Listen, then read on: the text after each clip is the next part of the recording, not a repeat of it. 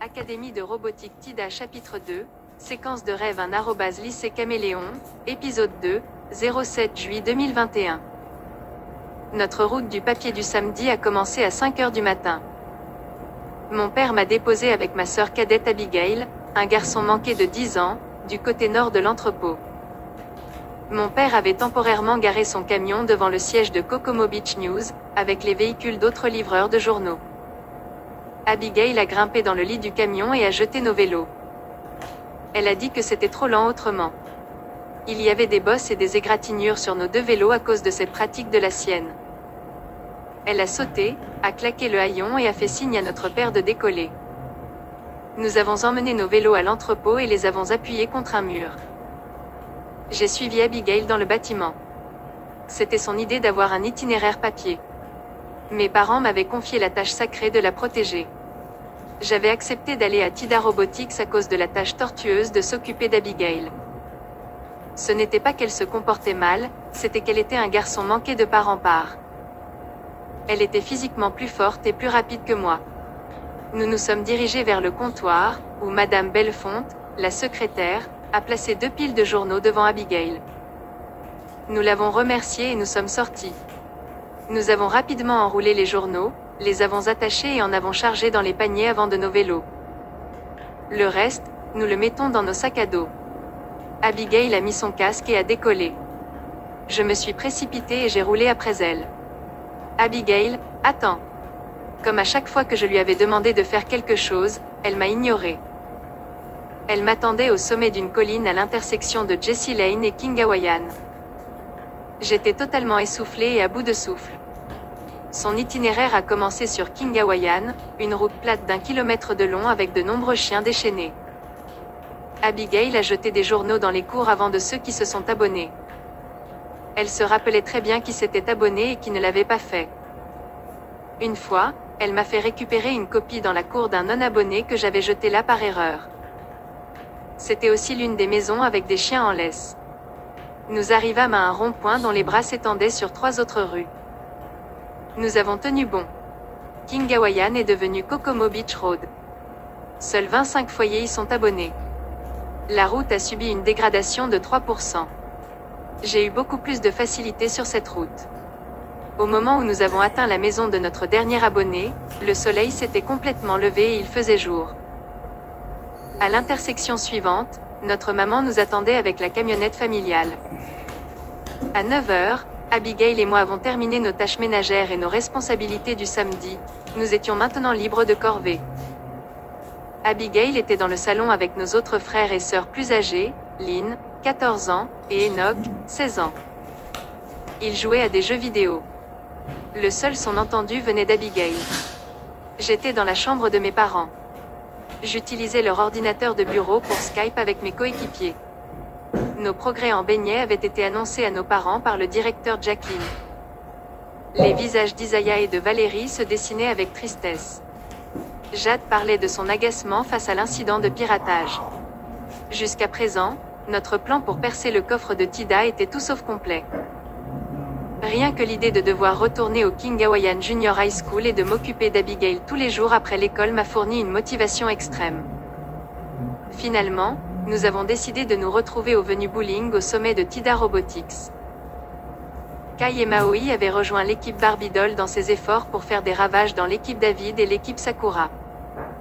Nous devions nous retrouver à midi. Jade a dit qu'elle avait quelque chose dans sa manche. Au moment où je suis sortie de ma chambre, j'ai vu mes parents attendre dans le couloir avec Abigail. Ils voulaient que je garde ma sœur cadette. Toute protestation de ma part ne ferait que les faire remettre en question ce que je préparais. Je devais garder secret le plan de l'équipe Barbie Doll. J'ai donné un coup de pouce à mes parents. Tout d'abord, Abigail et moi avons fait du vélo jusqu'à Maritime Rentals pour rencontrer Kai et Maoi. Comme d'habitude, le magasin était occupé par des clients qui louaient, revenaient ou essayaient du matériel. Nous nous sommes dirigés vers l'arrière-salle, où Kai et Maoi nettoyaient les locations rendues. Nous nous sommes fait un clin d'œil et avons hoché la tête. J'ai attrapé 2 balais et en ai donné un à Abigail.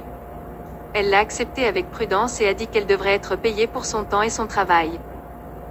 Nous avons commencé à balayer, elle a balayé un côté de la pièce, et...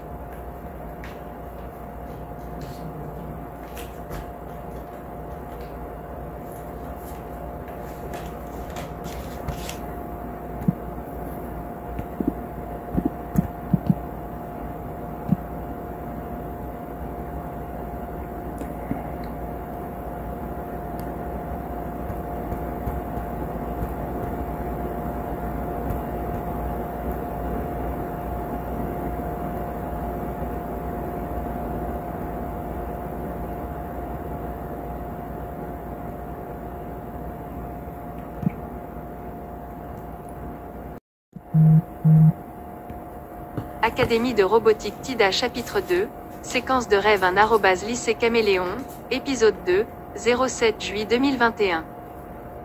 Notre route du papier du samedi a commencé à 5 heures du matin. Mon père m'a déposé avec ma sœur cadette Abigail, un garçon manqué de 10 ans, du côté nord de l'entrepôt.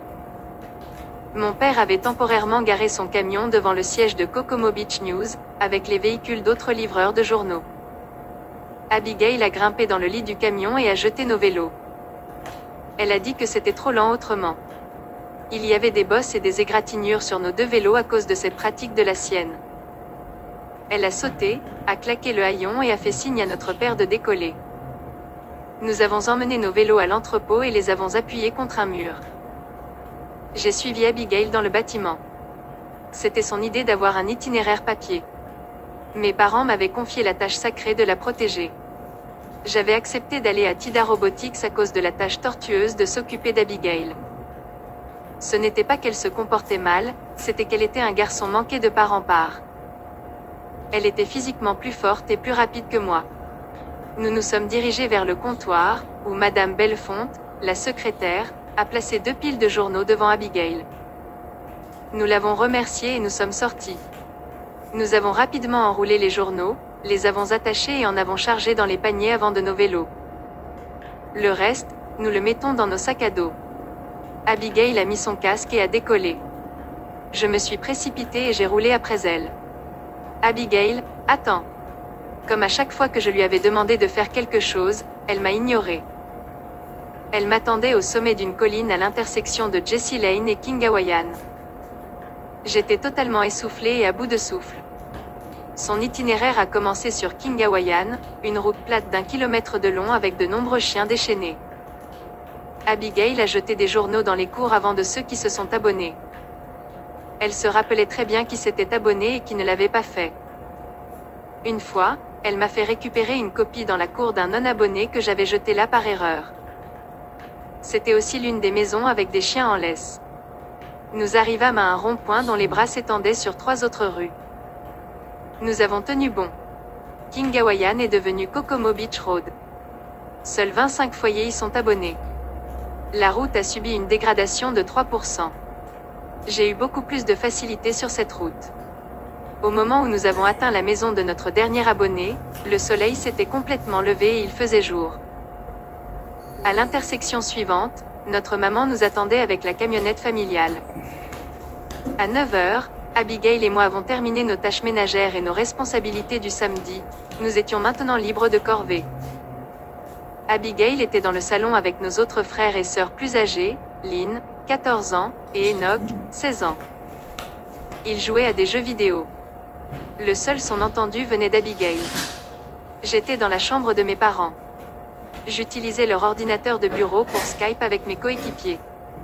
Nos progrès en beignets avaient été annoncés à nos parents par le directeur Jacqueline. Les visages d'Isaiah et de Valérie se dessinaient avec tristesse.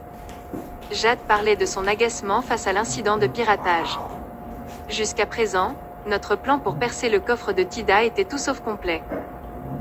Rien que l'idée de devoir retourner au King Hawaiian Junior High School et de m'occuper d'Abigail tous les jours après l'école m'a fourni une motivation extrême. Finalement, nous avons décidé de nous retrouver au Venue Bowling au sommet de TIDA Robotics.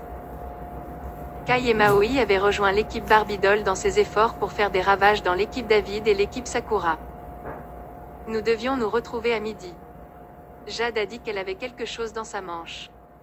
Au moment où je suis sortie de ma chambre,